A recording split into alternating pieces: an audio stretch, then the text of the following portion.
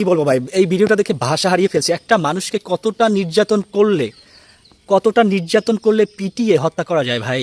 আপনারা দেখেন যে ভিডিওটায় আপনারা এই লোকটাকে চোর সন্দেহ করে ডাবির ছাত্ররা, আমি ডাবি বলবো সরাসরি, ডাবির ছাত্ররা তাকে পিটিয়ে হত্যা করছে। হত্যা করার আগে চিন্তা করেন কি মাইন্ড, মানে আপনার কি সাইলেন্ট কিলার। হত্যা করার পূর্বে তাকে খাবার দিচ্ছে, আপনারা দেখতে পাচ্ছেন যে ভিডিওতে তাকে খাবার দিচ্ছে, পানি, ভাত, ডাল, সেই সাথে সবজি খাবার দিয়ে তাকে খাবার দিচ্ছে। তার আগে রাজশাহী বিশ্ববিদ্যালয়ের একটা ঘটনা আমরা সবাই জানি, সেখানে যে আওয়ামী লীগের যে নেতা তাকে কিন্তু পানি চাইছে, পানি দেয় না, তারপর সমালোচনার মুখে পড়ছে সব ছাত্ররা। আজকে কিন্তু তারা মিটিয়ে দিয়েছে, পানি দিচ্ছে, ভাতও দিচ্ছে, সব কিছু দিচ্ছে।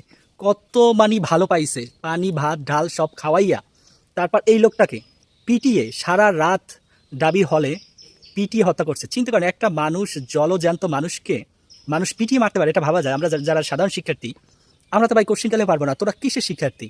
লোক বুঝলাম তার অপরাধ আছে, সে অপরাধ করছে, সেটার জন্য তো আইন আছে, ব্যবস্থা আছে, তাকে আইনের হাতে তুলে দে। কিন্তু তাকে এইরকম পিটিয়ে, মানে কি বলবো, একেবারে এরা তো হচ্ছে কিলার, সাইকো কিলার, এরা হচ্ছে সাইকো কিলার। কারণ সাইকো কিলার ছাড়া একটা মানুষ এরকম হত্যা করতে পারে না।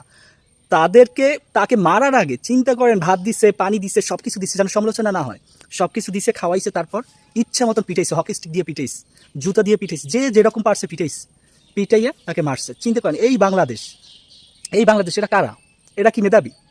এরা ডাবিতে পড়া স্টুডেন্ট। ডাবিতে যারা পড়ে অবশ্যই মেধাবী, কিন্তু মেধাবী হলেই যারা মেধাবী হলেই ভালো লোক, সৎ লোক, ন্যায়নিষ্ঠবান। আসলে না, মেধাবীর সাথে ভালোর কোনো সম্পর্ক নাই। মেধাবী হইলেই সে ভালো হইবে, অনেক কিছু হইবে, এরকম না। মেধাবীও সন্ত্রাস হতে পারে।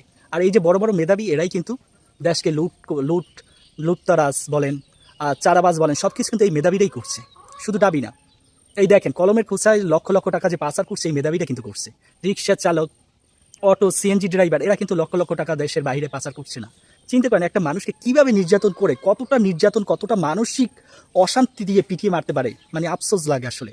এর ব্যাক প্রকৃতি, মানে আল্লাহ তাআলা, প্রকৃতি কিন্তু ফিডব্যাক দিবে, এটা বাস্তব। আজকের হোক কালকের হোক, প্রকৃতি এর ফিডব্যাক দিবে। তো কি আর বলবো ভাই, আন্দোলন করেছি আমরাও, ফ্রন্টে ছিলাম আন্দোলনে, কিন্তু আন্দোলন করা মানে এই না একটা মানুষকে আমি সুযোগ পাচ্ছি পিটিয়ে মেরে ফেলবো।